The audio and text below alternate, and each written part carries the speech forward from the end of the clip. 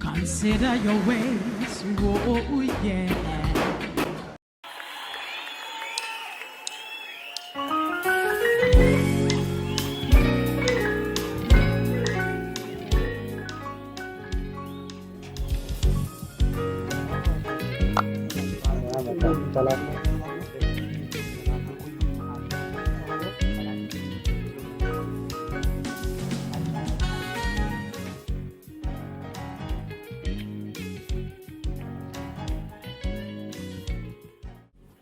የክብረት ቤተክርስቲያን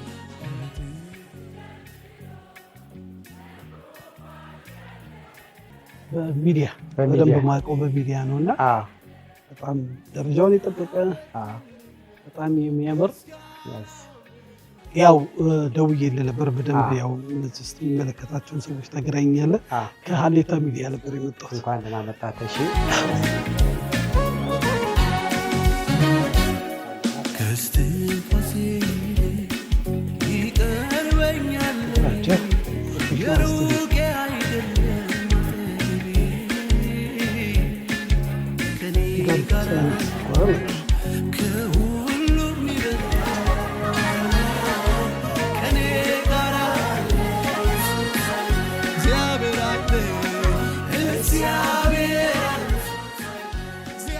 ሰላም ጤና ይስጥልኝ ውድ የሀሌታ ሚዲያ በዓለም ዙሪያ ያላችሁ አድማጭ ተመልካቾቻችን ሀሌታ ስቱዲዮ ዛሬ እንግዲህ ከስቱዲዮ ወጣ በማለት እናንተ ተቀባል ያላችሁ ሀሳቦች እንቀርባለን ለሞቴል አካባቢ ያለችው 22 ቤተክርስቲያን በህግ አግባብ እንግዲህ በፍርድ ቤት ውሳኔ ቀድሞ ተገለገለበት የነበረውን ቤተክርስቲያን ለባለ ንብረቶቹ እንደተመለሰ ይታወቃል ይሁንና ግን ከፍተኛ የሆነ የመረጃ ክፍተት እንዳለ ተገንዝበን ወደ ቤተክርስቲያኗ መተን የእናንተ እውነትስ ምንድን ነው እርግጥ ቤተክርስቲያኗ የሚዲያ ላይ ሰራጩ የነበሩ ጉዳዮችን ፈጽማለች የሚለውን ነገር ለማጣራት ወደ ክብሬት ቤተክርስቲያን ደውለን የሚመለከታቸው ጋር አብርሃም ነገሮችን አሳልጠውልን በዶክመንት የተዘጋጀና የተለያዩ ፕሮግራሞች እዚሁ እናስብ ጋር እንድንሰራ ስለፈቀዱልን በቴሌቪዥናችሁ ስም እጅግ አድርገን እያመሰገንን እንግዲህ ይሄን ፕሮግራም እንድትከታተሉ ጋብዛለሁ እውነቱ የቱ ጋር ነው የሚለውን ለእናንተ በዓለም ዙሪያ ላላቸው አድማጭ ተመልካቾቻችን በጠይቃችሁ መሰረት እናቀርባለን ተሾመ ነኝ እንድትከታተሉ ጋብዝሻለሁ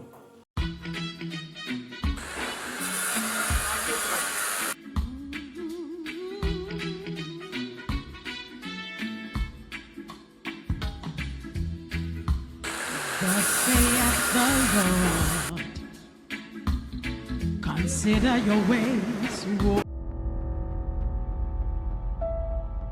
ሰላም ጤና ይስጥልኝ ውድ የሀሌታ ሚዲያ አድማጭ ተመልካቾቻችን ሰላምና ፍቅርን ተመኘው ተሾመ ሽፈራው ነኝ ሀሌታ ሚዲያ ዛሬ ከስቱዲዮ ወጣ በማለት እንግዲህ በዓለም ዙሪያ ያላችሁ አድማጭ ተመልካቾቻችን በጠይቃችሁን መሰረት እውነትን ለማፈላለግ ወደ ክብር ሕይወት ቤተክርስቲያን ጎራ ብለናል ክብር ሕይወት ቤተክርስቲያን እንግዲህ በፍርድ ቤት ትዕዛዝ ቀድማ ተገለገልበት የነበረው ቤተክርስቲያን ለባለ ንብረቶቹ ካስተላለፈች በኋላ በተለይ ከፍተኛ የሆነ የመረጃ ክፍተት ስላገኘን ይህንን ለማጥራት ቤተክርስቲያኗን በመደወል ፕሮግራም እንዲይዙልን ስንጠይቃቸው በፍጹም ፈቃደኝነት ጠቅላላ ሁኔታውን ለማስረዳት ፈቃደኛ ሆነዋል በዚህ ጉዳይ ላይ ደግሞ የቤተክርስቲያኗ መስራችና መሪ ሪቨረንድ ተዘራ ያሬድ ጋር በዚህ በተጣለለ በመታየት የመሰብሰቢያ አዳራሽ ማምለኪያ አዳራሽ ፕሮግራም ይኖረናል በርግጥ ውስጥ ስንገባ ቤተክርስቲያኑ በጣም ሰፊ የሚያምር ድባብ አለ ሪቨረንድ እንግዲህ በጣም በተጣበበ ጊዜ በዚህ ጉዳይ ላይ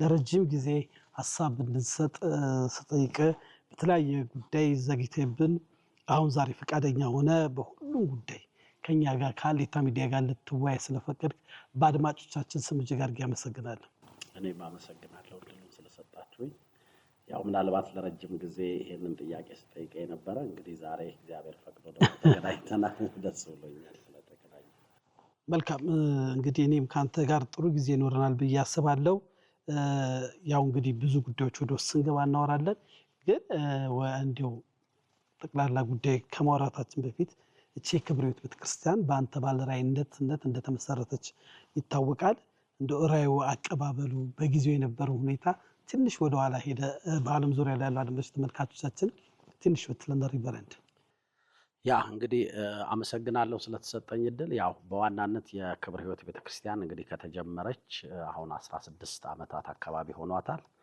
ባለፈው 16 ዓመት እዚህ አዲስ አበባ ላይ ስናገለግል ቆይተናል። እንግዲህ የክብር ሕይወት ቤተክርስቲያንን ከመጀመሪያ በፊት እኔ ባጭሩ ስለኔ ለመንገር የዛሬ 28 ዓመት ከምናምን ወራቶች ጌታ ኢየሱስ ክርስቶስን እንደ ግል አዳኜ አድርጌ ተቀብያለሁኝ። በ1980 ሚያዝያ 28 ከቀኑ 9 ሰዓት ተኩል አካባቢ ነው ጌታ ኢየሱስ ክርስቶስን እንደ ግል አዳኜ አድርጌ ተቀበልኩት። ምክንያቱም በእኔ ሕይወት ውስጥ በጣም ሪማርከብል የሆነ ብርሃን የበራበት ቀን ስለሆነ አስታውሰዋለሁ። እና ከዛ ጊዜ ጀምሮ እንግዲህ ኦልሞስት ከጌታን ከተቀበልኩበት ጊዜ ጀምሮ የእግዚአብሔር ጥሪ በሕይወቴ በጣም በተደጋጋሚ ይመጣ ነበረ።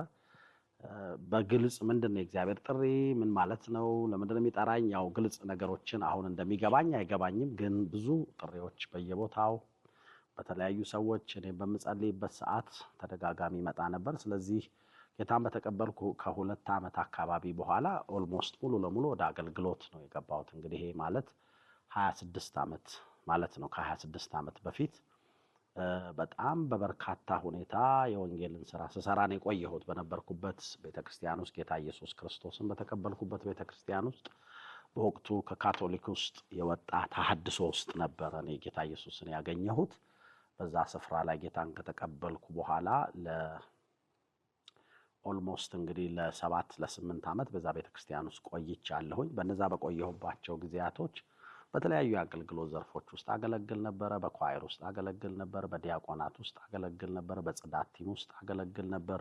ከዛ ደግሞ ከፍ ሲል በወንጌል ቲም ውስጥ አገለግል ነበር፣ በፓስተራል ቲም ውስጥ አገለግል ነበር፣ በካውንስሊንግ ቲም ውስጥ አገለግል ነበርና በተለያዩ የአገልግሎት ዘርፎች ውስጥ ብዙ አገልግያለሁ። በአብዛኛው በተለይ በዛን ጊዜ በብዙ ዝግጅት ማለት ብዙ መጽሐፍትን በማንበብ ለብዙ ሰዓታቶች በመጸለይ ለቀናቶች፣ ለወራቶች፣ ምናልባት ለ6 ወር፣ ለ5 ወር፣ ለ40 ቀን፣ ለ80 ቀን፣ ለ90 ቀን የሚደረጉ ጾም ጸሎቶች ውስጥ በመቆየት የእግዚአብሔርን ፊት በብዙ እንፈልግ ነበርና በጣም በወቅቱ የነበሩ ፓስተሮችንም በዚሁ አጋጣሚ ማመስገን እፈልጋለሁ። ምክንያቱም በሕይወቴ ላይ ትልቅ ብርሃን ያበሩት ማንበብ ያለብኝን መጽሐፍቶች፣ ማየት ያለብኝን ቪዲዮዎች፣ ትልልቅ የእግዚአብሔር ሰዎችን በዓለም ዙሪያ ያሉትን እያየሁ ነው ያደግኩትና ከዛ ጎን ለጎን በዋናነት ሰራ የነበረው እንግዲህ በዛን ወቅት አዲስ አበባ የሚባለውን ማለት ምናልባት አሁን አዲስ አበባ በጣም እየሰፋ በሁሉም ዳይሬክሽን እየሄደ ነው ያለው። ነገር ግን በዛን ወቅት እኛ እንግዲህ እኔ ጌታ ኢየሱስ ክርስቶስን የተቀበልኩት እና የመጀመሪያውን መጽሐፍ ቅዱስ ትምህርት የተማርኩት አሁን ያለህበት ቦታ ላይ ነው።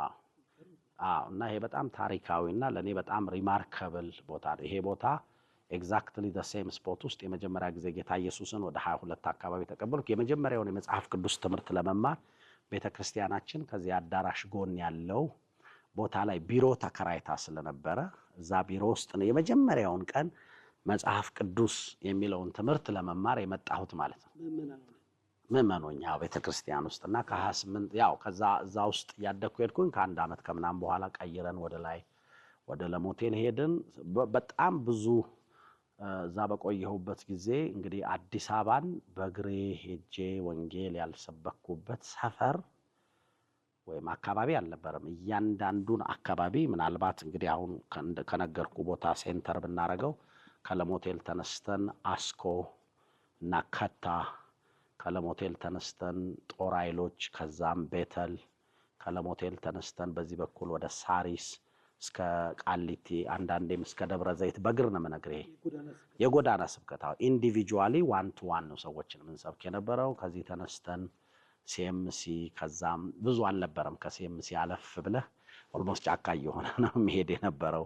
ከዛ ሀያት ድረስ እየሄድን ከዛ በላይ ደግሞ በካራ ሳይድ እስከ ካራ፣ አንዳንዴም እስከ ጣፎ ጫፍ ድረስ፣ ከዛም ደግሞ በዚህ ሳይድ ደግሞ እስከ ቀጨኔ፣ ከቀጨኔ ውስጥም ይህን በደንብ የሚያውቁ ሰዎች አሉ። የ2 ሰዓት የ1 ሰዓት መንገድ ውስጥ ለውስጥ እየገባን የወንጌልን ስራ ስንሰራ ነው። ይሄ እንግዲህ መጸለይ፣ ራስን መስጠት፣ የወንጌልን ስራ መስራት እና እነዛ ጌታን የምናስቀብላቸውን ሰዎች በሙሉ በየአብያተ ክርስቲያናቱ ነው የምንሰጥ የነበረው። ምክንያቱም ቀጨኔ ያለውን ሰው አምጥቼ ለሞቴል ላደርሰው አልችልም። የትራንስፖርትም የተለያዩ ሚሹ ስለሚነው በየቦታው በቃ ባገኘናቸው ቤተክርስቲያኖች በሙሉ እነዚህ ሰዎች ጌታን ተቀብለዋል ያዟቸው እያልን በሁሉም ሰፈሮችና ይሄንን እንግዲህ ኦልሞስት ለ10 ዓመት ቀን ለሊት ወንጌል እንሰራ ነበርና ለምሳሌ ብዙ ለሊቶች ከምሽቱ 2 ሰዓት ጀምረን እስከ ለሊቱ 11 ሰዓት ከዚህ ከለሙ ሆቴል ወይም ደግሞ ከኒያላ ሞተርስ አካባቢ ተነስተን በቦሌ ዞረን በካሳንቺስ ዞረን በኡራኤል ዞረን ስንመጣ 10 ሰዓት ይሆናል ከለሊቱ። አንዳንዴ በቺቺኒያ ውስጥ ገብተን ወንጌል ስንሰብክ ማለት አሁን እየተቀየሩ ያሉ ሰፈሮች እኛ ብዙ እንጸልይባቸው የነበሩ ብዙ ነገሮች እናይባቸው የነበሩ በጣም የሚያስገርም ሰው አይተኛም ወይ እስክንል ድረስ ወንጌል ስንሰብክ ነው የኖርነው። ስለዚህ ይሄንን ወደ 8-9 ዓመት ካደረኩ በኋላ በ2000 ምንድነው በ1998 ዓመተ ምህረት ነው ያገባሁት።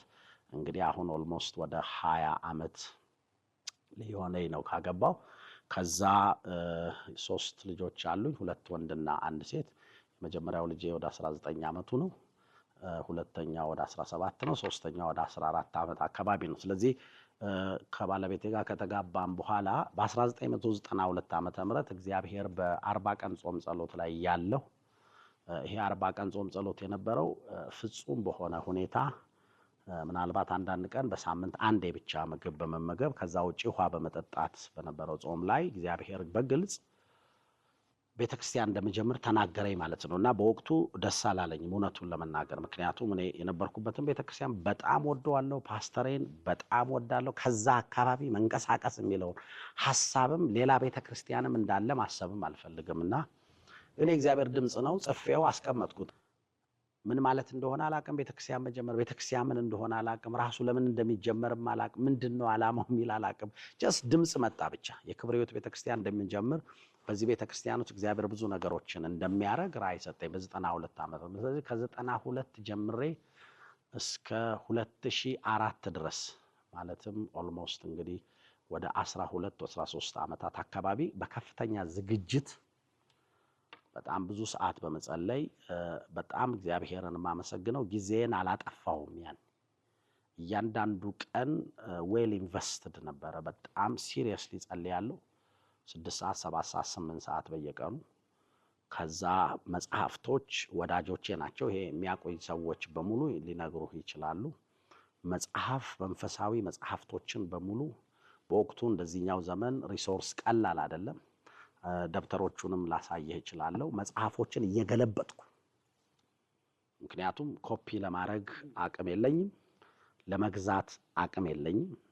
ትንሽ ቻሌንጆች ስለነበሩ በዛ ታይም ያለኝ አማራጭ ወደ ደብተር እገለብጣለሁ አንዳንድ መጽሐፎች እና እነዚህ የገለበጥኳቸው የዛሬ 20 ምናምናት ይገለ አሉ ደብተሮች። የመጀመሪያው ቀን መጽሐፍ ቅዱስ የተማርኩበትም ደብተሬ አለ አሁን እና በጣም በብዙ ትጋት ነው ሄድኩት። ከዛ ደግሞ እግዚአብሔር እያሳደገኝ ሲመጣ ደግሞ ኮፒ ወደ ማድረግ በቃ መጽሐፍ አለ የተባለበት የትም ጋር ቪዲዮ ካሴት ላገኝ የምችላቸው መንፈሳዊ ህይወቴን የሚያሳድጉ ነገሮችን ማገኝባቸው ቦታዎች የትም ጋር ቢሆን ካለበት ፈልጌ አዳምጣለሁ። ራሴን ለማሳደግ ብዙ ስሰራ ነበር። ስለዚህ በ2000 አካባቢ ላይ ቀጨኔ አካባቢ ላይ በጣም በከፍተኛ ሁኔታ ዛሬ መሳያኒክ ቸርች ተብሎ ያለውን ምናልባት አንተ ስለሱ መረጃ አለ ያንን ቤተክርስቲያን እንዲመሰረት መሰረታዊውን ስራ የሰራሁት እኔ ነኝ። ኦልሞስት ፋውንዴሽናል ስራው ማንም ሰው በማይደፍርበት ሰዓት ቀጨኔ ገብቼ ወንጌልን ሰብኬ ብዙ ሰዎችን አስተምሬ ለብዙ መስዋዕትነት ተከፍሎ ብዙ ጦርነት፣ ብዙ ድንጋይ፣ ብዙ ዱላ፣ ብዙ የሞት ማስፈራሪያዎች በጣም ብዙ ነገር ደርሶ ፋይናሊ ቤተክርስቲያኒቱ አንድ የቀበሌ ቤት ውስጥ የነበር ነው። አሁን ቤተክርስቲያኒቱ የራሷ ቦታ ላይ ተመስርታ ለብዙ ሰዎች በረከት እየሆኑ ነው። እዛም በጣም ብዙ ሰዎችን ደርሰናል። ከዛ በኋላ የተወሰኑ 1-2 ዓመት ከራሽት ኤምባሲ ቆይቼ ነበረ። የእግዚአብሔር ሰው ፓስተር ክሪስ እዚህ ቸርች ሲጀምር ከነሱ ጋር 1-2 ዓመት አገልግዬ ነበረ። ከዛ በኋላ ነው እንግዲህ በ2002 መጨረሻ ላይ መንፈስ ቅዱስ አሁን ታይሙ ነው ውጣና ቸርች ጀምር አለኝና እውነቱን ለመናገር በጣም እኔ ቸርች ለመጀመር እግዚአብሔርን ካስቸገሩ ሰዎች መሃል አንዱ ነኝ ብዬ አስባለሁ በራሴ ሳየው። ምክንያቱም በጣም ተፈተንኩ፣ በጣም ጸለይኩኝ። እግዚአብሔር ሆይ ከዚህ ውስጥ አውጣኝ፣ በቃ ይሄን ነገር አልፈልግም። እና እግዚአብሔር ድምጽ ሆኖ በጣም ሲሪየስሊ በተደጋጋሚ ሲመጣ እግዚአብሔርን መታዘዝ እንዳለብኝ ስሰማ ጀመርኩኝና ሲጀምር እዚች ለሞቴል አካባቢ አንድ ቤተክርስቲያን ውስጥ በወቅቱ የነበረ ብርሃን ወንጌል የሚባል ቤተክርስቲያን ውስጥ ሳሎናቸውን ፈቅደውልኝ ነው የጀመርኩትና ሳሎናቸውን ፈቅደውልኝ ሲጀምር ባለቤቴንና አንዲት ልጅ አስቀምጬ ነው የጀመርኩት ቸርቹን። እግዚአብሔር አምላክ የክብር ሕይወት ቤተክርስቲያንን እንደተጀመረ እና ከዚህ ቀን ጀምሮ ይሄ ራእይ ተጀምሯል ብዬ በሁለት ሰው ጀመርን እያለች ያቺ ሳሎን ሞላች። ወደ 8-9 ሰው ነው የምትይዘው።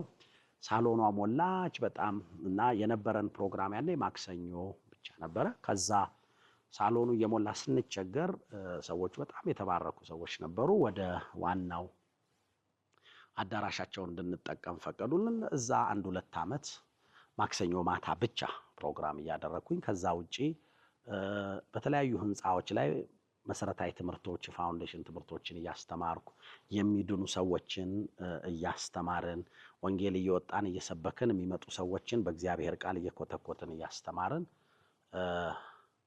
እንግዲህ ኦልሞስት በዚህ መልኩ ነው የተጀመረው እና የቤተክርስቲያናችን እግዚአብሔር የሰጠኝ ራእይ በክርስቶስ ሰዎችን ከመንፈሳዊ ውድቀት በማንሳት ወደ ከበረና ወደ ላቀ ህይወት ማስገባት ነው እና ይሄ ራእይ የተመሰረተበት ዋናው መሰረታዊ ጥቅስ 2 ቆሮንቶስ 3:18-16 ጀምሮ ያለው ቃል ነው። ጌታ ግን መንፈስ ነው፣ የጌታ መንፈስ ባለበት በዚያ አርነት አለ። እኛም ሁላችን በመጋረጃ በማይከደን ፊት የጌታን ክብር እንደ መስታወት እያብለጨለጭን መንፈስ ከሚሆን ጌታም እንደሚደረግ ያን መልክ እንመስል ዘንድ ከክብር ወደ ክብር እንለወጣለን በሚለው ቃል መሰረት እግዚአብሔር ለልጆቹ ያለው ፕላን የክብር ህይወት እንደሆነ ዳግመኛ ሲወለዱ በክብር ነው የሚወለዱት። ከዛ ደግሞ እግዚአብሔር ከአንድ ክብር ወደ ሌላ ክብር ምን እስኪንደርስ ሲላል የልጁን መልክ እስክንመስል ድረስ ያንን የክብር ህይወት እየተለማመድን እንድንኖር በዚህ መልኩ ነው እንግዲህ የተጀመረው። አሁን ያው እንግዲህ ላለፉት 16 ዓመታት ስናገለግል ቆይተናል። በርካታ ሰዎችን ደርሰናል፣ በሚዲያ በአካል ቤተክርስቲያን ውስጥ በሚገኙ ሰዎች እና አሁንም ልክ ተመሳሳይ ያኔ በየመንገዱ እየወጣን እንሰራ እንደነበረው በቋሚነት ብዙ ስራዎችን እየሰራን ያለ ነው። በዚህ በ2018 ብቻ አሁን እንግዲህ አሁን የካቲት ያለ ነው። ከመስከረም እስከ የካቲት 1000 ሰዎች አሁን እዚህ የምታየው መድረክ ስር እኔ እናንተ የተቀመጥንበት መድረክ ስር እዚች ስር ቆመው ጌታ ኢየሱስ ክርስቶስን እንደ ግል አዳኛቸው አድርገው ተቀብለዋል። ባለፈው ዓመት 2017 ላይ ብቻ ከ2000 ሰዎች በላይ እዚች መድረክ ስር ጌታ ኢየሱስ ክርስቶስን እንደግላቸው አዳኛቸው አድርገው ተቀብለዋል።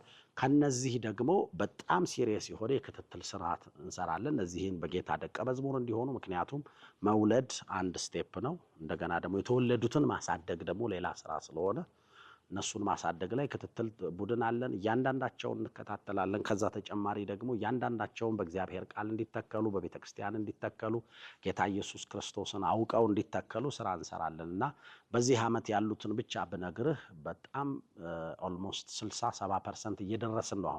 እነዚህ ጌታን ከተቀበሉት መካከል በአጠቃላይ መሰረታዊ ትምህርት እንዲማሩና በእግዚአብሔር በጌታችን በኢየሱስ ክርስቶስ ወንጌል ውስጥ እንዲተከሉ እየሰራ ነው። ስለዚህ የክብር ሕይወት ቤተክርስቲያን ዘርፈ ብዙ ነገሮችን ትሰራለች። ለምሳሌ በማህበራዊ አቅጣጫ ባነሳልህ ከመንፈሳዊው ተጨማሪ በርካታ ነገሮች በመንፈሳዊው ብጨርስ ለምሳሌ በልጆች ላይ በጣም በትኩረት እንሰራለን። አሁን በቤተክርስቲያናችን እድሜያቸው ከ4 ዓመት እስከ 13 ዓመት የሆናቸው ከ500 በላይ ልጆች አሉ። እንደዚሁም ታዳጊዎች አሉን እድሜያቸው ከ13 እስከ 16 ያሉ እነዚህ ወደ 100 ምናምን ናቸው።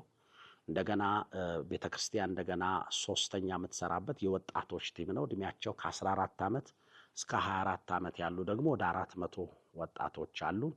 እንደገና ከዚህ ከ24 ዓመት በኋላ ደግሞ ዋናው ቤተክርስቲያን አለ። በብዙ ሺህ የሚቆጠሩ ሰዎች ቤተክርስቲያን ውስጥ አሉ። ስለዚህ ቤተክርስቲያን ምናምነው አራቱም ሳይድ ላይ መስራት አለባት ብለን እናምናለን። አራቱም ሳይድ ላይ እንሰራለን። ከዛ ውጪ እያንዳንዱ የቤተክርስቲያን አባል በመሰረታዊ ትምህርቶች ያልፋል፣ በመሰረታዊ እውነቶች ያልፋል፣ በተለያዩ አገልግሎት ስልጠናዎች ውስጥ ያልፋል። ሁሉም ሰው ማንም ጌታ ኢየሱስ ክርስቶስን ከመቀበል ከጀመረ በኋላ ሲጨርስ ግን ኢየሱስ ክርስቶስ ፈጽሞ የተማረ እንደ መምህሩ ይሆናል ስለሆነ ያለው መምህር እንዲሆኑ አስተማሪ እንዲሆኑ ከጊዜው የተነሳ ይላል ጳውሎስን በዕብራውያን ምዕራፍ 5 ላይ አስተማሪዎች ልትሆኑ ሲገባችሁ ይላል። ማለት ሰው በቆየ መጠን ህፃን መሆን የለበትም። እናቴ እኔን ስትወልደኝ በአንድ ዓመቴ ህፃን ስሆን ልክ ነው፣ በሁለት ዓመቴም ህፃን ስሆን ልክ ነው። በ20 ዓመቴ ግን ህፃን ከሆንኩባት ልቧ አይሰበርም።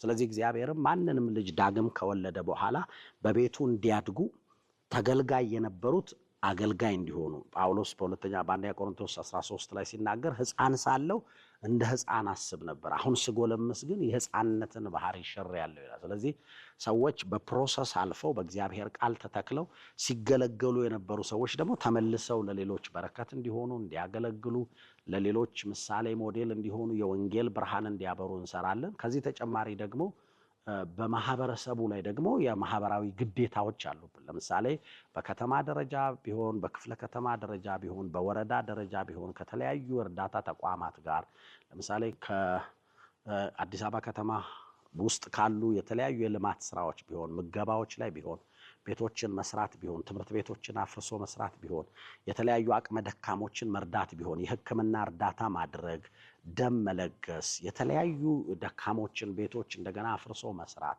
በቤተ ክርስቲያን ያሉትንም እንደዚሁም ከቤተ ክርስቲያን ውጪ እንደ ተቋም የተለያዩ ማህበራዊ ግልጋሎቶችን ትሰጣለች ቤተ ክርስቲያኒቱ። ይሄ አጠቃላይ ሆሊስቲክ የሆነ መንፈሳዊውንም እንደዚሁም ደግሞ አጠቃላይ በማህበራዊ ስራ ትሰራለች። ስለዚህ ቤተ ክርስቲያኒቱ ከተመሰረተችበት ጊዜ ጀምሮ ለበርካታ ሰዎች በረከት ሆናለች። ከዛ ተጨማሪ የራሷ ሚዲያ አላት፣ ጎስፕል ቲቪ ይባላል። በምድራችን ላይ ካሉት በርካታ ሚዲያዎች መካከል አንዱ ነው። በጣም ብዙ ሚሊዮኖች የሚወዱት የሚያዳምጡት፣ ብዙ ሰዎች የሚባረኩበት የ24 ሰዓት ቻናል ነው። ላለፉት 6 ዓመት በላይ በአየር ላይ ነው ያለው። አንድም ቀን ተቋርጦ አያውቅም። በጣም ኤክሰለንት የሆነ ስራ ለመስራት እንሞክራለን። በርካታ ስታፎች አሉን፣ በርካታ የቤተ ክርስቲያን አባላቶች አሉን። በተለያየ አቅጣጫ እንግዲህ ለምድሪቱም አጠቃላይ ያለብንንም ሶሻል አገልግሎት እየተወጣን እንገኛለን። ስለዚህ በዚህ መልኩ ነው የክብረ ሕይወት ቤተ ክርስቲያን የተጀመረችው። እንግዲህ አድማጮቻችን በወፍ በረር ሪቨረንድ በሚገርም ሁኔታ እንግዲህ የክብረ ሕይወት ቤተ ክርስቲያን ምን እንደምትመስል ቁጭ አድርጎልናል። ምንም መጠይቀው ነገር የለም፣ በደንብ ተብራርቷል። ያው እኔም ደግሞ በግሌ እንዳየሁት በጣም ከብዙ አብያተ ክርስቲያናት የመሄድ እድል አለኝ። ስገባ ባይን ያየሁትን ነው። በተለይ ስርዓት በተመለከተ ወጣቶች ሲመረቁ አዳራሽ ውስጥ ተሰብስበው ሲገቡ ሲወጡ የማየው ነገር ለብዙዎች ሞዴል መሆን የሚችል እና እኔም በግሌ የታዘቡት ነው። ከግቢ ንጽህና፣ ከወጣቶች መግባት መውጣትና ስርዓት ባለው መልኩ ሚዲያው የሚያደርገውን እንቅስቃሴ ስለጎበኘው በምስል አስደግፌ ያቀርባለሁ እና ምንም ምስክር ነኝ።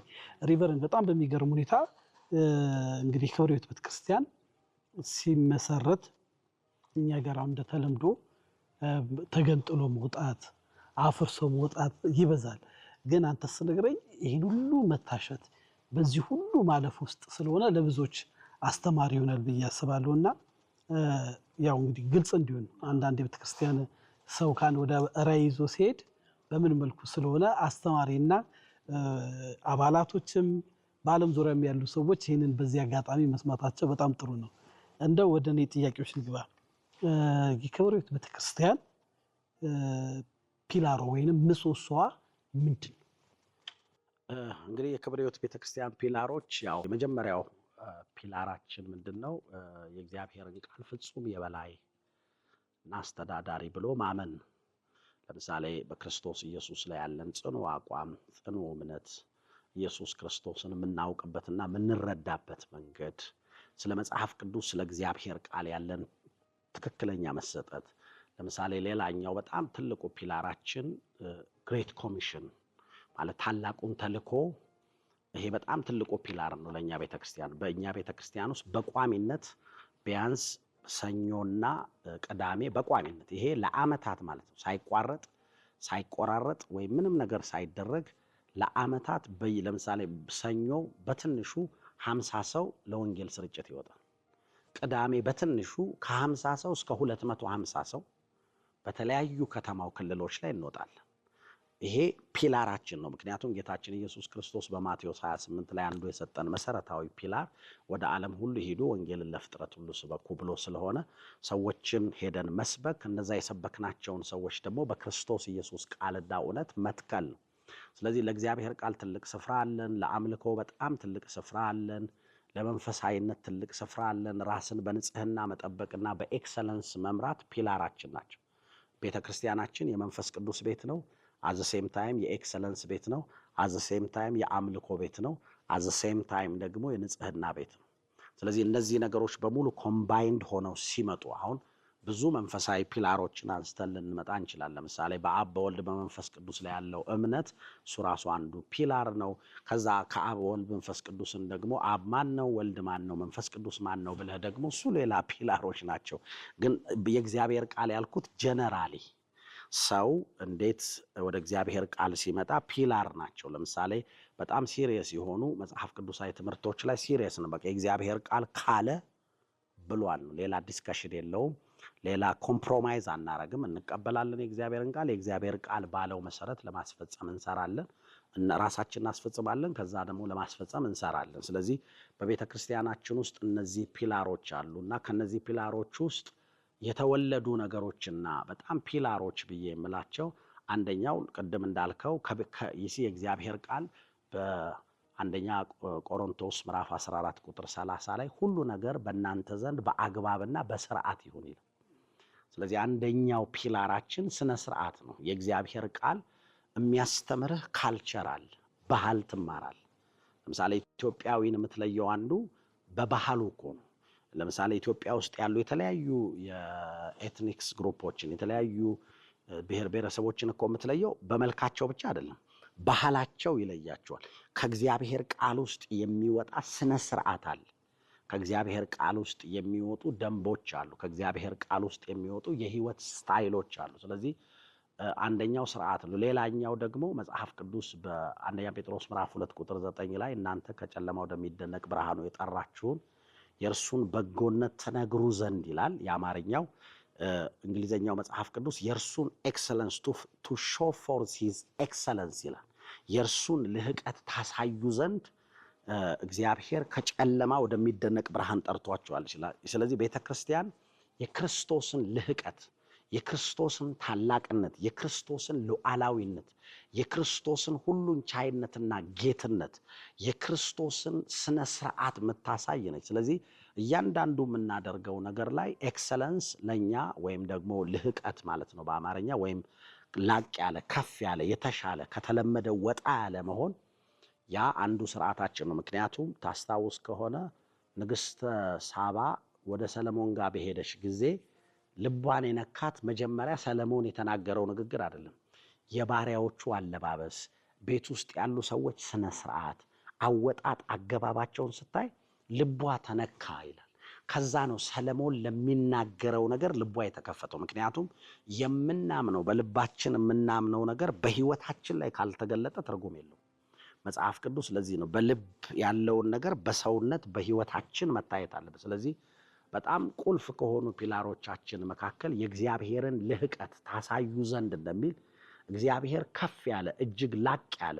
ስለዚህ አዳራሽ ስንሰራ ሊሆን ይችላል፣ ፕሮግራሞች ስናደርግ ሊሆን ይችላል፣ ኦር ኤኒ ነገር ስናደርግ ሁልጊዜ አንዱ የምንጠነቀቀውና ቼክ የምናደርገው ነገር የእግዚአብሔርን ልህቀት በህይወታችን። ስለዚህ እያንዳንዱ ሰው ወደ መንፈሳዊ ልህቀት ውስጥ፣ ወደ መንፈሳዊ ብልጫ ውስጥ፣ ወደ መንፈሳዊ ከፍታ ውስጥ እንዲገባ እንሰራለን። ስለዚህ ከበርካታ ፒላሮቻችን መካከል ወይም ምሰሶዎቻችን መካከል እነዚህ በጥቂቱ ይጠቀሳሉ። እናመሰግናለን። እንግዲህ ወደ አንተ ስንመጣ ወይ ወደ ቤተክርስቲያኗ አንዳንድ ጥያቄዎች ይዘናል። እንግዲህ እንደነገርከን የቤተክርስቲያኗ መሰረቷ ክርስቶስ ነው። በዛ ላይ ደግሞ በጣም ጠንካራ የሆነ እግዚአብሔር ቃል ላይ መሰረት ያደረገ እንደሆነ እያብራራልን ነው። አንዳንድ ግን ጥያቄዎች አሉ። አሁን ለምሳሌ እንደ ሪቨረንድ ሙሉ ወንጌል ነው የምታምኑት? ወንጌል ማለት የያዝከው መጽሐፍ ቅዱስ ሳይያይ አንዳንድ ወደሚቀጥለው ጥያቄ ልገባ ፈልጌ ሙሉውን ነው የምናምነው። ከዘፍጥረት እስከ ራዕይ ነው የምናምነው። ያው ግልጽ መሆን አለበት። ጥሩ ጥያቄ ነው። በጣም ደስ ይለኛል ስለጠየቀኝ። ያው ብዙ እንደዚህ ቃለ መጠይቅ ስለማናረግ እንግዲህ ምንድነው የምታምነው የሚለውን ሰውን ለማወቅ ምንድነው የሚያስተምረው የሚለውን ቼክ ማድረግ በጣም ቀላል። አንዳንድ ጊዜ ሰዎች ምናምነው ብለው አንድ ገጽ ይቀመጣል። እሱ ከምናምነው ማሳያ ነው። የምታምነው ማለት ሙሉ የምታስተምረው ማለት ነው። ወይም ዶክትሪንና በእኛ ሀገር ውስጥ የሚባል ነገር አለ፣ ዶግማና ቀኖና። እኔ አሁን ምንድነው ዶግማ ሲለኝ ሰው ሙሉ ትምህርቶቼን መስማት። ምክንያቱም ሙሉ ትምህርቶቼ ኢየሱስ ክርስቶስ ምንድነው የምታምነው ተብሎ ተጠይቆ ያውቃል። ሲጠየቅ ምንድነው ለምን ትጠይቁኛላችሁ አለ። እኔ በየቀኑ በየአደባባዩ አይደል ሳስተምር ያልኩት። ለምንድነው አሁን ትምህርት የምትሉኝ? እኔ እኮ ሳስተምር ደብቄ አስተምሬ አላውቅም። እኔ እኮ ሳስተምር ቀጥታ ላይቭ ነው ማስተምረው። ቀጥታ በሚዲያ ቀጥታ ነው የሚሄደው። ምክንያቱም እንደበቀው ነገር የለም። ስለዚህ እኛ የምናምነው ከዘፍጥረት እስከ ራእይ ያለውን የእግዚአብሔርን ቃል እውነት ነው፣ ሳይሸራረፍ ሳይቀደስ ሳይጨመር ማለት ነው።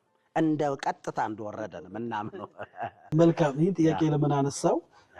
የተለያዩ ቪዲዮዎችን የጋም ሰዎች ይልኩልኛል። ካገኘ ይህን ማወቅ እንፈልጋለን ብሎኛል። ያን ልጠይቅ ነው። ለምሳሌ ድሃ ጠል ናችሁ የሚል ቪዲዮ አይቻለሁ እና ድህነትን በጣም አንገሽግሾ አይቻለሁ። በእርግጥ ድህነትን ማንም አይፈልገው። ድሃ ጠል ናችሁ? በጣም ጥሩ ጥያቄ። ድሃ ጠል አይደለን፣ ድሃ ልንጠላ አንችልም። ምክንያቱም መጽሐፍ ቅዱስ ድሆች ሁል ጊዜ ከእናንተ ጋር ይኖራሉ አለ ኢየሱስ ክርስቶስ። ልክ ትዝ ይልሃል፣ ማምጥታ ሽቶውን ሰብራ ላዩ ላይ ስታፈስለት ተቃውሞ ነበረ ይሁዳ። ትዝ ይልሃል፣ የተቃወመው ምንድነው? ይሄ እኮ ከሚባክን አለ ኢየሱስ ላይ ከሚደፋ ለምን ይባክናል አለ። ይሄ ተሸጦ እኮ ለድሆች ይሆን ነበር ሲል ኢየሱስ ክርስቶስ ድሆች ሁል ጊዜ ከእናንተ ጋር ይኖራል። አሁን ሁለት ነገሮችን መለየት ይኖርብናል። አንደኛው ድህነትንና ድሃን መለየት ይኖርብናል። አሁን ብዙ ጊዜ ሰዎች ጨፍልቀው ስለሚረዱት፣ ለምሳሌ ድህነት ማለት መጽሐፍ ቅዱስ አኮርዲንግ ቱ ዘ ስክሪፕቸር መጽሐፍ ቅዱስ በሁለተኛ ቆሮንቶስ ምዕራፍ 8 ቁጥር 9 ላይ የኢየሱስ ክርስቶስን ቸር ስጦታ አውቃችኋልና ሀብታም ሲሆን ሳለ በርሱ ድህነት ይላል እናንተ ባለጠጎች ትሆኑ ዘንድ ስለናንተ ድሃ ሆነ ይላል ኢየሱስ ክርስቶስ። ኢየሱስ ክርስቶስ ድህነቱ ስለምን ገባ ስትል እኔን ከመንፈሳዊ ድህነት፣ ከነፍስ ድህነት፣ ከስጋ ካስተሳሰብ ድህነት ማለት ድህነት ሲባል ብዙ ሰው የሚሰፋው ወዲያውኑ ከገንዘብ ጋር ስለሚያያይዙን፣ ግን ሰው የአእምሮ ድህነት ሊኖርበት ይችላል። ያስተሳሰብ ድህነት አንዳንድ ሰው እኮ አይተዋል፣ ስታወራው ያስተሳሰብ ብልጽግና ያለው ሰው አይገጥምህም። ደስ ሲል አትልም? እሱ እኮ የአእምሮ ብልጽግና እኮ። ይሄ እኮ በገንዘብ አትገዛው፣ ወይም ደግሞ የሆነ ነገር ስላለህ አታመጣው። ስለዚህ ድህነት ሲባል የአእምሮ ሊሆን ይችላል። ድህነት አጠቃላይ መጽሐፍ ቅዱስ የሚያስቀምጠው ከበረከት ሳይድ አይደለም። ዘዳግም ምዕራፍ 28ን ካጠና ድህነትን የሚያስቀምጠው ከርግማን መሃል። ድሃና ድህነትን ግን መለየት አለብን። ድህነት ስፒሪት ነው። ድሃ ግን ለጊዜው ለምሳሌ የአእምሮ ብልጽግና የሌለው ሊሆን ይችላል። ለጊዜው ከአኮርዲንግ ቱ ደግሞ ፋይናንስ አንጻር ከሆነ የምታየው ደግሞ መጽሐፍ ቅዱስ የሚለው ምንድነው? ገንዘብ የሌለው ሰው ሊሆን ይችላል። ገንዘብ የሌለው ሰው ማንም ሰው ገንዘብ ይዞ ቢወለድ የለም። መጽሐፍ ቅዱስ ወደ ምድር ስንመጣ አለ ባዶ እጃችንን የመጣን ስንሄድም እንደዛው ነው የምንሄደዋል። አሁን መጽሐፍ ቅዱስ ምንድነው የሚያስተምረን ብሎ ሲናገር ጌታችን ኢየሱስ ክርስቶስ ለድሆች ወንጌልን ሰብክ ዘንድ ቀብቶኛል። ስለዚህ አሁን ድሃ ጠል ናቸው ይለዋል አንዳንድ ሰዎች እና አንዳንዴ ሰዎች ያው መገመት መብት ስላላቸው አንድ ቪዲዮ አይቼ እየተንገሸገሽክ ተቆራርጣ ሊሆን ይችላል። እኔ ሚዲያ ሰው ስለሆንኩኝ ተቀጣጥሎ ሊሆን ይችላል። አዎ እንግዲህ ምንድነው መሰለህ አሁን ለኔ አንድ ሰው መጥቶ ኢኮኖሚ የሌለው ሰው ለኔ አሁን ገንዘብ የሌለው ሰው ወደዚህ ቤተክርስቲያን ድርሽ ማይል ይመስላል የሚመስለውና እንደው በዚህ አጋጣሚ እያብራራን ብንይ ጥሩ በጣም አሁን ለየ ድህነት መጽሐፍ ቅዱስ በረከት ነው አይልም። ማንም ሰው አሁን ይሄን ቪዲዮ የሚያይ ሰው ማንም ሰው ድሃ ለመሆን የሚሰራ ሰው የለም። አሁን ትምህርቴን ለምንድን ነው ሄድከው ብትለው አንድ ሰው ድሃ ልሆን ይላል። ማንም ሰው ፕሮጀክት አድርጎ እኮ አይሰራውም ድህነትን ማለት። የተሻለ ኢኮኖሚክ ፈልጉ ልጆቻችን ወንድሞቻችን በባህር ሄዱ የሚሞቱት የተሻለ በቃ የትኛውም ሰው ጤነኛ የሆነ ማለት የአእምሮ ችግር ከሌለው ማንም ሰው መሻሻል፣ መለወጥ፣ ማደግ፣ የሆነ ቦታ መድረስ ይፈልጋል። ይሄ ጤነኛ ነው፣ ልንቀበለው የሚገባ ነገር። አሁን ምንድነው መሰለ አንደኛ መጀመሪያ ድህነትን እንደማናቅ አርገው የሚያነሱን ሰዎች አሉ። ድህነትን በሁሉም ከለር ነው ማቀው። በቢጫውም ማቀዋለሁ፣ በቀዩም፣ በሰማያዊውም፣ በአረንጓዴውም ኤቭሪ ካይንድ በህይወቴ አይቼዋለሁ።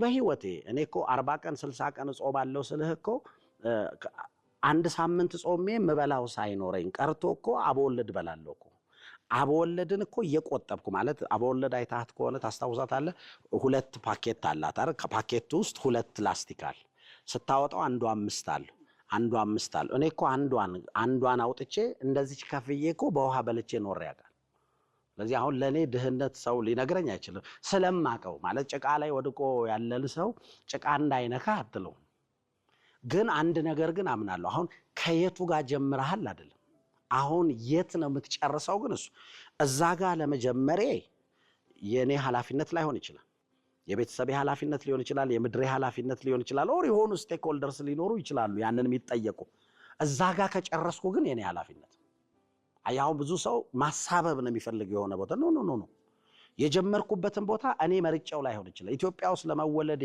ከሆነ መርጫ አይደለም ከዚህ አሁን ከተወለድኩበት ቤተሰብ ለመወለዴ መርጫ አይደለም በጣም ጥሩ ቤተሰብ ውስጥ ነው የተወለድኩት እኔ በጣም ትልቅ ቤተሰብ ውስጥ ማለት በጣም ትልቅ ነገር የነበራቸው ቤተሰብ ውስጥ ነው የተወለድኩት ስወለድ ወደ ወንጌል ስገባ ግን ያየሁት ሌላ ከለር አለ እኔ ከስወለድ ጀምሮ ለብቻዬ ነው መኝታ ክፍል ውስጥ ያደኩት ባኞ ቤት ውስጥ የተተከምኩ ነው ተወልጄ ባቃው ግን ከዛ ልክ ወንጌልን ይዣለሁ ከዚህ በኋላ እናንተ የምትሉኝን ሳይሆን ኢየሱስ ክርስቶስን እንደምከተለው እኔ አገልጋይ ነኝ ስል ግን የከፈልኳቸው ዋጋዎች አሉ ከዛ ያየኋቸው በጣም የሚገርሙ ከለር ያላቸው አሉ ኮንፈረንስ እኔ በ2000 እንግዲህ ዛሬ 25 ዓመት በ2000 ሚሊኒየም በፈረንጆች ሚሊኒየም ላይ ኮንፈረንስ ተዘጋጅተው ነበር ኤግዚቢሽን ማዕከል ወደ 100 አገልጋዮች መጥተው ነበር ያኔ ክሩሴደርስ ቸርች ያዘጋጀውና አንተ ብታስታውስ ከሆነ ወራብ ተመልካቾች የሚያስታውሱ ይኖራል እሱ ኮንፈረንስ ሲካሄድ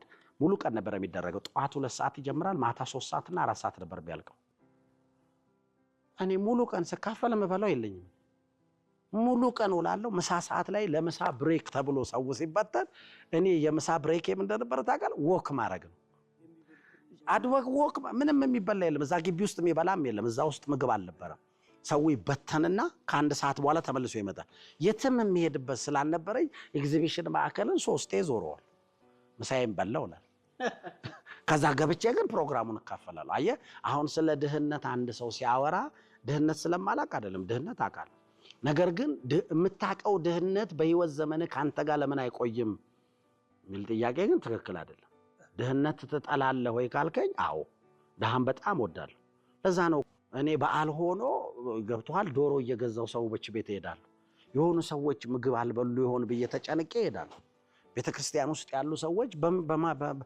ጠርተን እኮ ገንዘብ እንሰጣለን ለመሰለ እኔ ቤት እየበላሁኝ የሆነ ሰው ደግሞ ሳይበላ የሚባል አስተሳሰብ የለኝ በአጠቃላይ ማደግ መሻሻል ካለህበት ሁኔታ መቀየር እኔ ድሮም የምበላው አንድ እንጀራ ነው አሁን ኢንፋክት አንድ እንጀራ እንጨርስም አይደል የሆነ አንድ ነገር ነው የራስን ፖርሽን አለና ለምንበላው የሚገርመው የፈለከውን ያህል ብትባረክ እንጀራ አንድ ጓደኛዬ እንጀራ በወጥ እንጂ በወርቅ አትበላም አይደል ምናልባት የሚቀርብልህ እዛ ላይ ወጡ ይቀየር ይሆናል እንጂ የምትበላው አይቀየር እንጀራ ነው እየበላን ያለነው አሁንም እንጀራ ነው የምንበላው ወደፊትም እንጀራ ነው የምንበላው ምንድነው ታዲያ የኛ ማደግ ጥቅሙ የኔ ማደግ ጥቅሙ አካባቢ ላሉ ሰዎች በረከት ነው አሁን አያ አላድግም አልለወጥም አልበለጽግም እኔ በቃ መደህየት ነው የምፈልገው የሚል ሰው ካለ ራስ ወዳድ ያ ራስ መውደድ እኮ ታሽ አንተ እኮ አልለወጥም እኔ ማደግ አልፈልግም ስትል ለማንም በረከት መሆን አልፈልግም ነው ያልከ ለእግዚአብሔር ደግሞ የጠራ አብርሃምን ሲጠራው ዘፍጥረት 12 ላይ ምንድነው እባርካለሁ አለው ከዛ ለበረከት አረጋለሁ አያ at the end of the day እግዚአብሔር ለበረከት እንድትሆን ነው የሚፈልገው ስለዚህ የኔ መባረክ ወይም የያንዳንዳችን መባረክ ለበረከት መሆን ስለዚህ ምንድነው ታርጌቱ ሲባል እኛ ቤተክርስቲያን ውስጥ በጣም ብዙ ሰዎች ከተለያየ አቅጣጫ ከጎዳና ላይ በጣም ብዙ ሰዎች ይመጣሉ እኔ ከጎዳና ላይ መተው ልታይ ትችላለህ ቪዲዮዎችን እኔ ንጹህ ልብስ የመጣ ስጸልይለትና ከጎዳና ላይ መጣ ስጸልይለት እኩል ለምጸልይላቸው ለኔ ቫልዩዋቸው እኩል ምክንያቱም እዚህ ጋር ነው ማለት ዛሬ እዚህ ይጨርሳል ማለት አይደለም እግዚአብሔር የሰውን ዴስቲኒ ሲቀይር አይቻለው ዳዊት ሲናገር በመዝሙር ላይ ምስኪኑን ከፋንድያ ላይ አንስታል እኔ በእግዚአብሔር አምናለሁ እግዚአብሔር ከፋንድያ እንደሚያነሳ አምናለሁ የሰውን ህይወት እንደሚቀይር አምናለሁ ብዙ ተመልካቾቼም እግዚአብሔር ሰውን ከፋንድያ አንስቶ የከበረ ህይወት እንደሚያስገባ ብዙ ምስክሮች አሉ ስለዚህ ግን እኔን ከፋንድያ አንስቶ የሆነ ቦታ ሲያመጣኝ ለሆነ ሰው ደግሞ እኔ መነሳት ምክንያት ልሆን የሆነን ሰው ፈልጌ ልረዳ፣ የሆነን ሰው ፈልጌ ላግዝ፣ የሆነን ሰው ፈልጌ ልጠቅም ነው። ስለዚህ በአጠቃላይ ምንድነው ካልከኝ ያው ሰዎች እንዲገምቱ መብት ስላላቸው መብቱን ሰጠናል። እኛ ግን የምናውቀውና የምንኖረው እንደሱ ነው። ውድ የሌታ ሚዲያ አድማጭ ተመልካቾቻችን ጥያቄያችሁን እንደወረደ አቅርበናል። ከዚህ በላይ ምንም ማብራሪያ አያስፈልግም። ያው በተለያየ ሚዲያ ተቆራርጦ የሚሆን ሙሉውን የማየት እድል ካገኛችሁ እንግዲህ ድሃን ሳይሆን ድህነትን ነው ምጠላው ብሏል። ግን እንደ ሀገር ካንተ ሀሳብ ስለመጣው ነው። እንደ ሀገር ደግሞ አንድ ልጠይቅህ። መቼም ሀገራችን ኢትዮጵያ ውብ ናት፣ 13 ወር ጸጋ ሁሉ ነገር አላት። ግን አሁን ያለው ሳይሆን አሁን በእርግጥ ከድህነት ጋር እየተሟገተች እየተፋታች እንዳለ ድባቡ ያሳያል። ግን በጣም በሚያሳዝን ሁኔታ የሚሉት ሰዎች በዓለም አቀፍ ዲክሽነሪ ላይ ድሃ ተብሎ ኢትዮጵያን እንደ ምሳሌ ያው የ77ቱ ይታያልና ይህንን እንደ ትውልድ ሰብሮ ለማለፍ መንግስት በግሉ እየሰራ ያለ፣ ማህበረሰቡ እየሰራ ያለ አለ። እንደው እንደ አንድ ቤተክርስቲያን መሪ ድህነትን ተጠይፈን እንዴት እንለፈው? ካንተ ሀሳብ ጋር ስለሄደ ቴንኪው በጣም ጥሩ ጥያቄ ነው የጠየቀኝ። ያው እንግዲህ ድህነት የተለያዩ መንገዶች አሉት ድህነት የሚወጣበት። የመጀመሪያው መጽሐፍ ቅዱስ ድህነት የሚወጣበት መንገድ ብሎ ብዙ ጥቅሶች ማንሳት ይቻላል። አንደኛውና መሰረታዊ ነገር ድህነት ካልጠላኸው አይለቅህም። የምትወደው ነገር አጠገብህ ነው የሚቀመጠው። አርተሽ አንተ የምትወዳቸው ነገሮች ቤትህ አሉ አይተሃል። የማትፈልጋቸውን ነገሮች ግን ቤትህ አላስገባቸውም። የምንወደው ከሆነ ድህነት ከቤትህ አይወጣም። የምትከራከርለት ከሆነ እንደ ጽድቅ ነው ብለን እንዴት ካንተ ይለቅ? ይሄ አንደኛውን መጥላት። በ94 አካባቢ አሳያለሁ። እሱን ከፈለክ መጽሐፍ ቅዱስ ላይ ነው የጻፈው። ድህነትን ከህይወት ይወል አበወለድ እየበላው በውሃ እውነቴን ነው የምልህ። ወደ ዝዋይ ሄጄ ወንጌል ልሰብክ ከመቂ እስከ ዝዋይ 40 ምናምን ኪሎ ሜትር ከመቂ ከተማ ዝዋይ ድረስ ወንጌል ሰበኩኝ በእግሬ 46 ኪሎ ሜትር ነው። ዝዋይ ላይ በጣም ደከመኝ። ከዛ የሆነ ልጅ ወንጌል ነግሬው ጌታን አስቀብየው በዛ ፊት ለፊት የነበረ በወቅቱ ሙሉ ወንጌል ወር በሰጥክቶስ ቸርች ወስጄ ይሄ ልጅ ጌታን አስቀብየው ነው ያዙት ብዬ ሰጥቼ ስመለስ እውነቴን ነው የምልህ እግሬ እምቢ አለኝ። ምክንያቱም ምግብ አልበላም። ከዛ እግዚአብሔር ሆይ እያገለገልኩ ይሄው እንግዲህ ምን አዶሉ ከዚህ በላይ ምን እንደማረግ አላውቅም። በሞትም አይቆጨኝም። ግን በየ የሆነች ዛፍ ስር ቁጭ ብዬ ጌታ ድህነትን ከህይወት ለመስበር ማድረግ ያለበት 3 ነገሮች አሉ። እዛ መጽሐፍ ቅዱስ ላይ ጽፌዋለሁ፣ አሳያለሁ። አሁን እሱኛውን ስላልያዝኩት ነው። አንደኛ አለኝ ከድህነት ጋር ያደረከውን ቃል ኪዳን ማፍረስ ነው። እንዴ እኔ የት ቀን ነው ይጀማ አሁን ነው ጌታ ሆይ እኔ አሁን ከድህነት ጋር ቃል ኪዳን ማረገው? ከዛ እግዚአብሔር ኢሳይያስ ላይ አንድ ጥቅስ ሰጠኝ። ትሞታላችሁ ሲላቸው እግዚአብሔር ከሞት ጋር ኪዳን አድርገናል። ሰው ከሞትም ጋር ኪዳን ያደርጋል። ስለዚህ አሁን በምድራችን ያለው አንዱ የድህነት መንፈስ የሚሰበረው ከድህነት ጋር ማለት ያስጠላል እኮ። አንተ ፓስፖርታችንን እኮ ይዘን ሰው ሀገር ስንሄድ እኮ ምንሆነው ነገር እኮ ያስጠላል። አዋራጅ ነው። እንዴት እኮ እንደሚያሸማቅቁ ልነግራችሁ። በዚህ በኩል ተሰለፉ እኮ ነው የምንባለው። ማለት አሁን እንዴት ድህነትን እንከራከርለታለን? ተሰደን ያለ ነው፣ መከራ እየበላን ያለ ነው። እህቶቻችን ከፎቅ የሚወረወሩበት ምክንያት፣ ወንድሞቻችን በአሳ የሚበሉበት ምክንያት፣ በኮንቴይነር ውስጥ ታሽገው የሚያልቅብን ህዝብ ምክንያት አይሆፕ ምንጩ ድህነት ነው። ስለዚህ የመጀመሪያው ድህነትን ለመስበር ኪዳኑን ስበረዋል። ሁለተኛው ከዚህ ቀን ጀምሮ መስጠትን ተለማመድ አለኝ በህይወት። አያሁን ለመስጠት መጽሐፍ ቅዱስ በሁለተኛ ቆሮንቶስ ምዕራፍ 9 ላይ የሚያስተምረን ነገር መሰረታዊ ነገር ምን መሰለህ? ለመስጠት ሰው መስራት አለበት። ምክንያቱም ኤፌሶን ምዕራፍ 4 ላይ ጳውሎስ የማይሰራ አይብላ ብሎ እንደውም ከዛ ምዕራፍ 5 ላይ ደግሞ የሰረቀ ከእንግዲህ ወዲህ እንዳይሰርቃ እንደውም በእጆቹ የደከመ ይስራ። ስለዚህ ሌላኛው ድህነት መስበሪያው መንገድ ጠንክሮ መስራት ማለት መስራት ኃጢአት አይደለም። መስራት እንደውም ዘፍጥረት ላይ ስታነበው ኃጢአት ከመግባቱ በፊት ለአዳም የተሰጠው የህይወት ተግባር ነው። ሰው ስራ ላይ የሚሰንፍ ከሆነ ሰው ስራ ላይ ወደ ኋላ የሚል ከሆነ መጽሐፍ ቅዱስ ለስራ ከመትጋታት ለግሙ ይላል ሮሜ ምዕራፍ 11።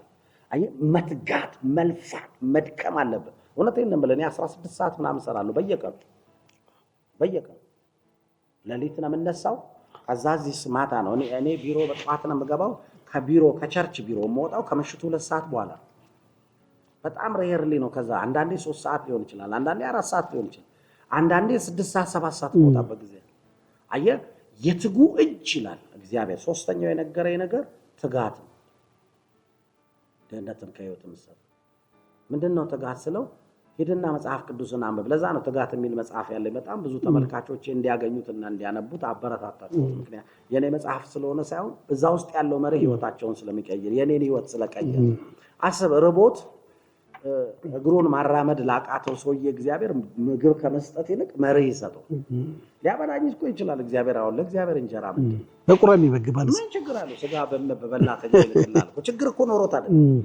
ግን አንድ ቀን ከሚያበላኝ ምሳ ይልቅ በቋሚነት ህይወቴን መቀየርበትን መንገድ ነገር ምሳሌ ምዕራፍ 12 ቁጥር 27 ላይ ለሰው የከበረ ሀብት ገንዘብ ነው አይደል ትጋት ነው አየ የከበረ ሀብት ወይም ደግሞ በጣም ኢምፖርታንት ነገር በሰው ህይወት ውስጥ ምንድነው መሰል አንድ ሰው ነው ሰውን አይቼ ጀጅ ማረገው ወይም ሰውን አይቼ በፈተነበት መንገድ እንተጋል አያያዙን አይቼ 8 አመቱ ሊሆን ይችላል የያዘውን ኳስ የተጫወተ ሊሆን ይችላል ትምህርቱን እያጠና ሊሆን ይችላል አያያዙን ታይዋል እንትን ከሆነ በቃ አለ የዚህ ሰው ትጋት ነገ ታይዋል ዛሬ ትንሽ ሊሆን ይችላል ዛሬ ጎዳና ተዳዳሪ ሊሆን ይችላል ዛሬ ዝቅ ያለ ህይወት ላይ ሊሆን ይችላል ዛሬ ሰው እየከፈለለት ሊሆን ይችላል ችግር የለውም ነገ ለብዙ ሰዎች ይከፍላል ለምን የትጉ እጅ መጽሐፍ ቅዱስ ትገዛለች የታካች እጅ ግን ትገብራለች ስለዚህ ከምድራችን ያለው ድህነት እንዲሰበር አንደኛው ከድህነት ጋር ያለንን ቁርኝነት መጥላት አለብን በቃ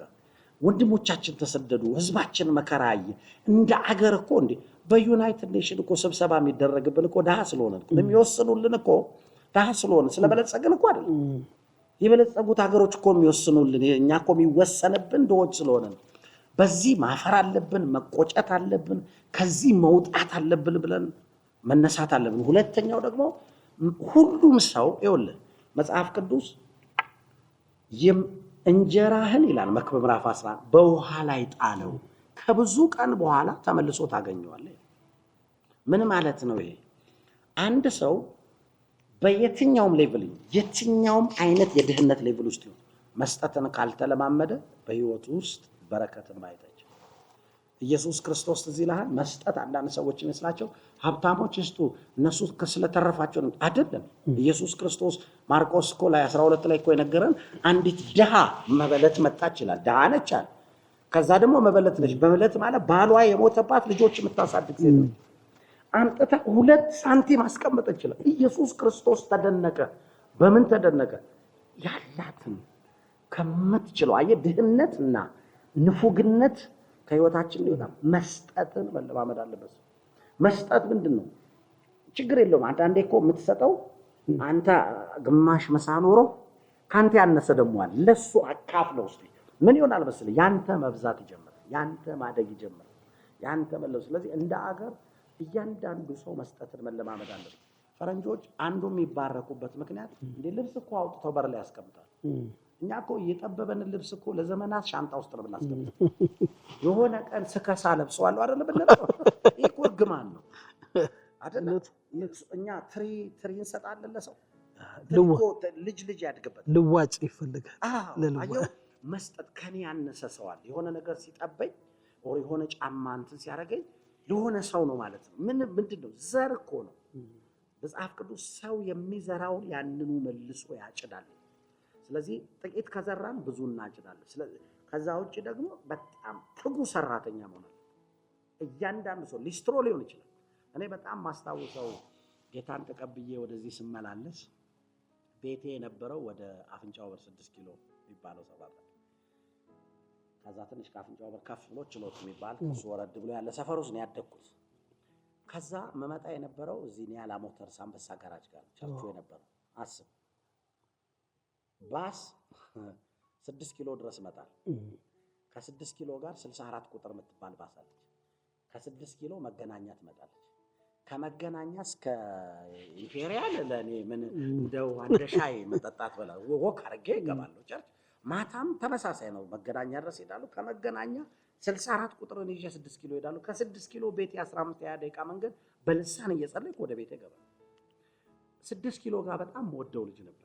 አንዳንዴ ጫማዬን አስጠርጓል። ልጁ በወረፋ ነው የሚያስጠርገው ጫማ። ሊስትሮ እኮ እንዴት ደስ ብሎት እንደሚሰራ ሊስትሮ ልነግራችሁ። እኔ አሁን የት እንዳለ በምን ሁኔታ እንዳለ አላውቅም። እንደው ቪዲዮ ካየ ራሱ ይገርመኛል። ግን በቃ ሰው እዚህ ጋር 5 ሊስትሮ እያለ እሱ ጋር ይሰለፋል። ደስ ብሎት እንዴት ጫማ ሰው በያዘው ነገር ከተጋ ዛሬ በሊስትሮ እየተጋ ያለ ሰው አይተሃል አይደል? እመነኝ ነገ ታሪኩ ሌላ ነው።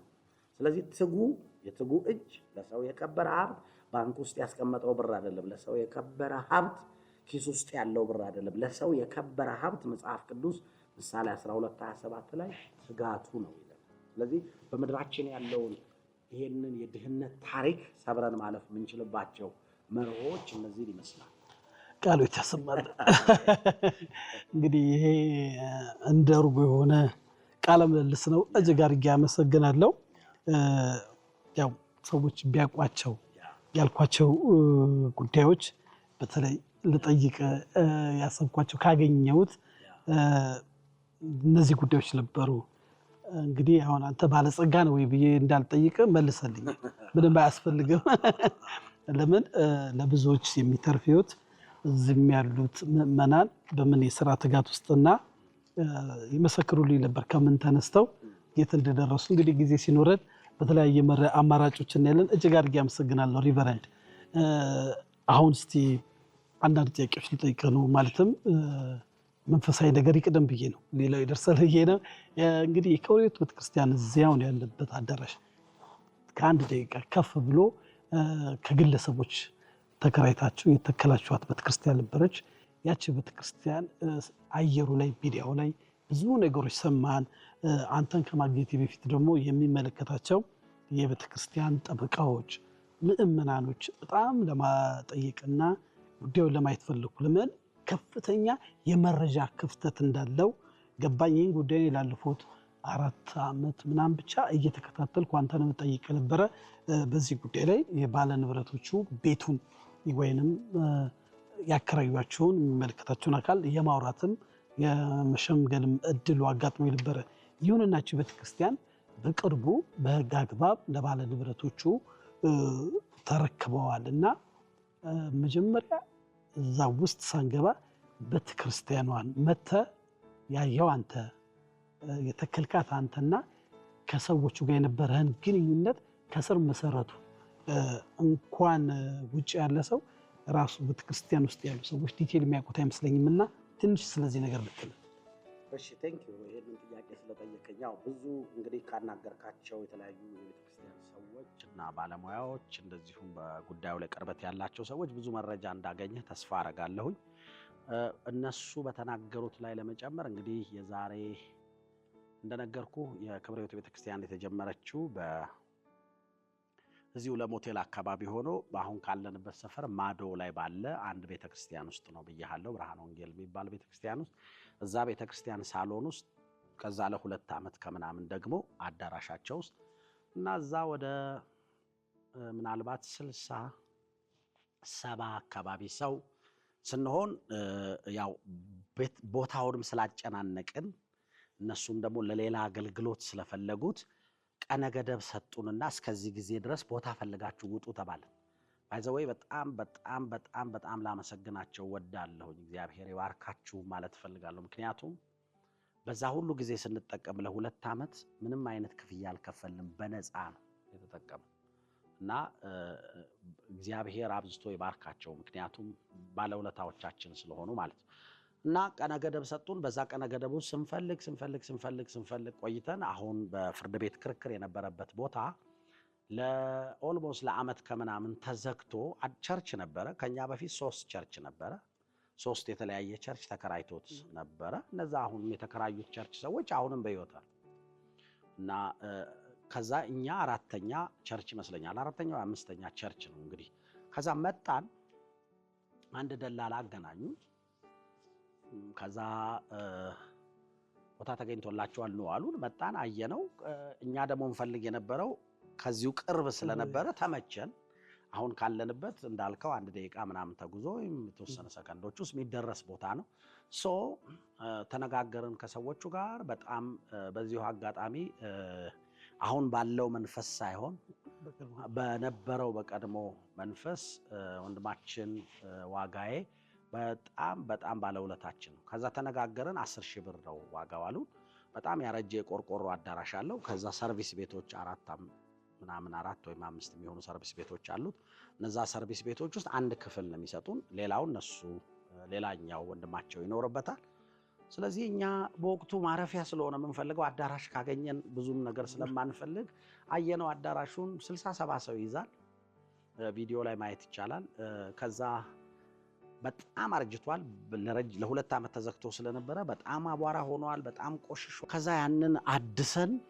ኦልሞስት እንግዲህ ለ2 ወር ያህል አድሰን ከ2 ወር በኋላ ገባን ስንገባ አንደኛ ወንድማቸው ከ10,000 ብር ዋጋዬ ያልኩ ከ10,000 ብር አንድ ሰው መጣ ከደጋ ቤተክርስቲያን ያለ ሰው ቦታ አገኘና እስቲው ብዬው ይዞ ሲመጣ ከሱ ጋር ይተዋወቃል እንዴ አንተ ነህ እንዴ ምናምን አለውና ለኔ ባለውለታዬ ነው አንዳንድ ሰዎች ለምን እስከ ዛሬ እንደዚህ ስትባሉ ዝም አላችሁ ምናምን የሚሉ ጥያቄዎች ስላሉ እሱን በኋላ ስመልሰው አብሬ መልሰዋለሁ ግን ቤዚክ ነገር ሰጣ ገባ ውስጥ ያልገባው ታየ በችግር ሰዓት አብሮ የቆመን ሰው አሁን ስለተሳካልን ተነስተን አታክ ማድረግ ሲሰድቡን መሳደብ ምንም በጣም ቀላል ነገር ነው እኔ መቼም በዚህ ምድር ላይ ቀላል ነገር ትምህርት የማይፈልግ ትምህርት ቤት መሄድ ስልጣና የማይፈልግ ነገር ድንጋይ ሲወረውርብ ድንጋይ መወርወር ምንም ሌላ ስልጣና አይፈልግም ግን እኛ ያንን ያላደረኩበት ምክንያት 10,000 ብር በጣም ከብዶን ነበር ለመክፈል አሳስቦኝ ነበር ከዛ ደግሞ